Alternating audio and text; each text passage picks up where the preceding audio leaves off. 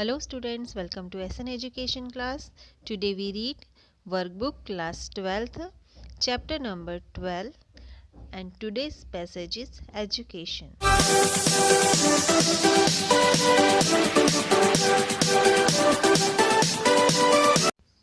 Read the following passage carefully. नीचे दिए passage को हमें सावधानी पूर्वक समझना है, पढ़ना है. Education is a subsystem of the wider social system. Education जो होता है, शिक्षा जो होती है, वो उपप्रणाली है हमारे विशालकाय सामाजिक व्यवस्था की. ऑल्दो इट फंक्शंस ऑटोनॉमसली, यद्यपि इसके जो फंक्शन होते हैं, इसके जो कार्य होते हैं, वो स्वायत्त होते हैं, यानी स्वयं अपने आप के होते हैं. It has linkage with the economic, political, religious and other सब सिस्टम्स. इसका आर्थिक, राजनीतिक, धार्मिक और अन्य प्रणालियों के अन्य लोगों के साथ जुड़ाव है. which exert a powerful influence on the goals of the educational subsystem, जो शैक्षिक उपतंत्र के लक्ष्यों पर एक शक्तिशाली प्रभाव डालता है. Education can rarely free itself from social and cultural norms and has to relate itself to the needs of society.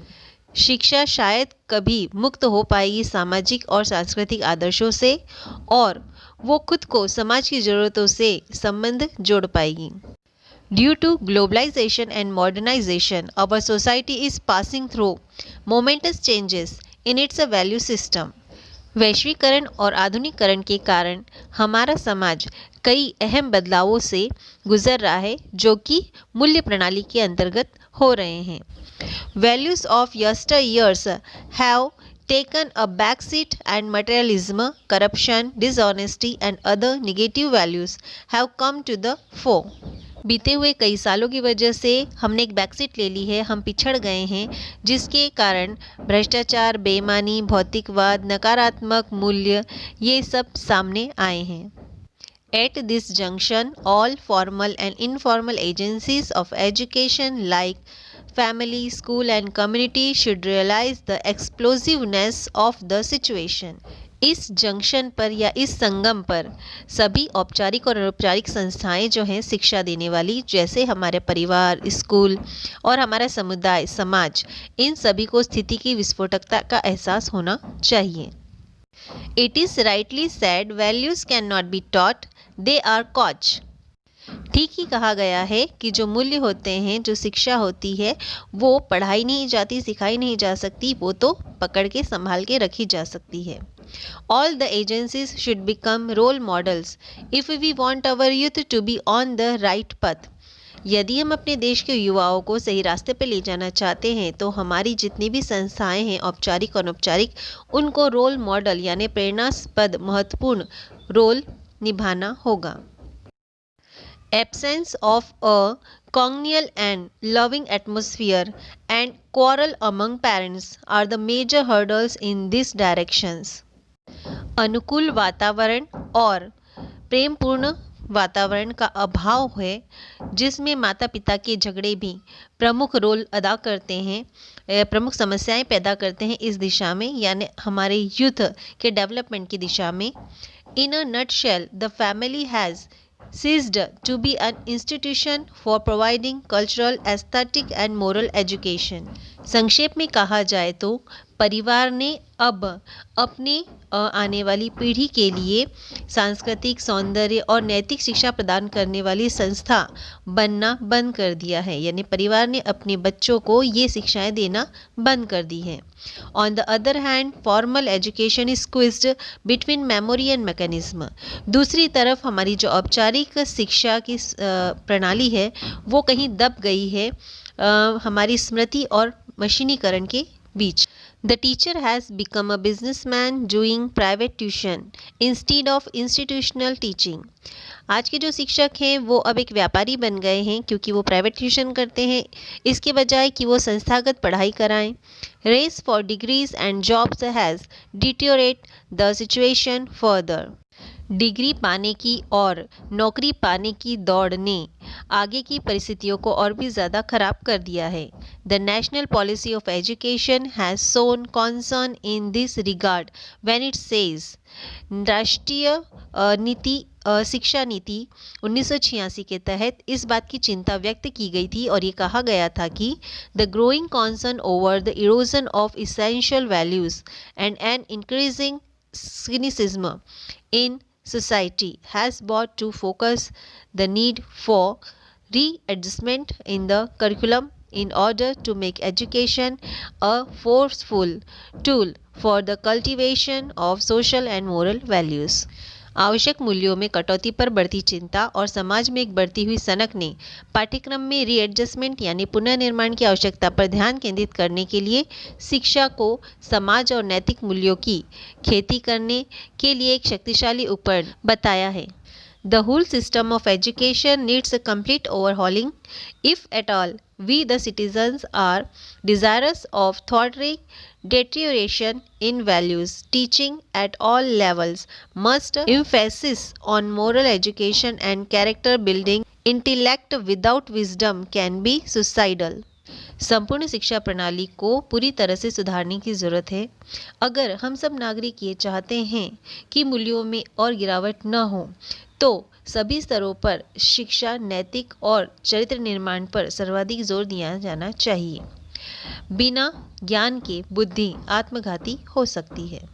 तो कुल मिलाकर इस पूरे पैसेज का अर्थ ये है कि जो आज की शिक्षा है उसमें सुधार करने की ज़रूरत है, पाठ्यक्रम में सुधार की ज़रूरत है.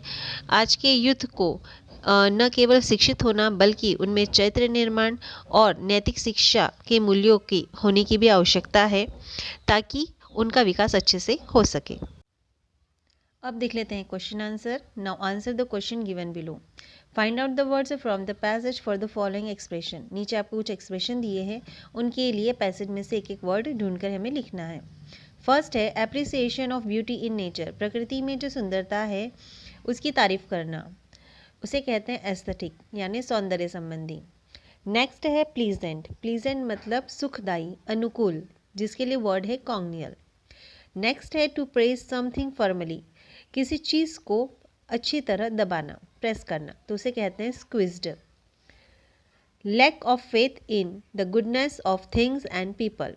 किसी चीज़ या किसी व्यक्ति की अच्छाई पर विश्वास करने की कमी होना, उसे कहते हैं सिनिसिज्म मतलब सनक.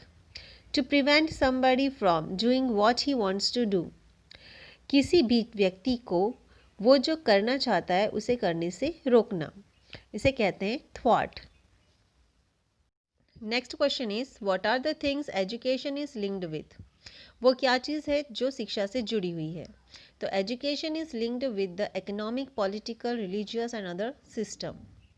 शिक्षा जो है वो किस चीज़ से जुड़ी है. शिक्षा जुड़ी है अर्थशास्त्र, राजनीति, धार्मिक और अन्य प्रणालियों से. Next question why is our society passing through changes in its value system. क्यों हमारा समाज वैल्यू सिस्टम यानी मूल्य प्रणाली में बदलावों से गुजर रहा है. तो किस कारण गुजर रहा है. तो due to globalisation and modernisation यानी वैश्वीकरण और आधुनिकरण के कारण आवर सोसाइटी हमारा समाज इस पासिंग थ्रू गुजर रहा है मोमेंटस चेंजेस यानी प्रमुख बदलावों से इन वैल्यू सिस्टम मूल्य प्रणाली के में होने वाले महत्वपूर्ण बदलावों से हमारा समाज आधुनिकरण और वैश्वीकरण के कारण गुजर रहा है. What is the saying about the values. Values के बारे में, मूल्यों के बारे में आप क्या कहेंगे. तो आंसर है the saying values can not be taught, they are caught. मूल्यों को पढ़ाया नहीं जा सकता है, उन्हें तो केवल संभाला जा सकता है. Next question is what are the major obstacles in establishing human value. Establishing human value यानी मानवीय मूल्यों को स्थापित करने में सबसे बड़ी कठिनाइयाँ, ऑब्स्टिकल्स यानी कठिनाइयाँ क्या है. आंसर है the major obstacles are that. सबसे महत्वपूर्ण कठिनाइयाँ हैं द फैमिली, परिवार, has ceased to be an institution for provide cultural, aesthetic and moral education. सबसे बड़ी कठिनाई है कि जो हमारे परिवार हैं, जो पहले एक संस्था हुआ करते थे, वो देते थे सामाजिक, सांस्कृतिक, सौंदर्य और नैतिक शिक्षा, वो अब नहीं दे रहे हैं. What change do we observe in the teachers' attitude these days? आजकल के दिनों में हम टीचर्स के, शिक्षकों के व्यवहार में क्या बदलाव देख रहे हैं. The teacher has become an businessman. जो टीचर है वो अब एक बिजनेसमैन बन चुके हैं। डूइंग प्राइवेट ट्यूशन करते हैं।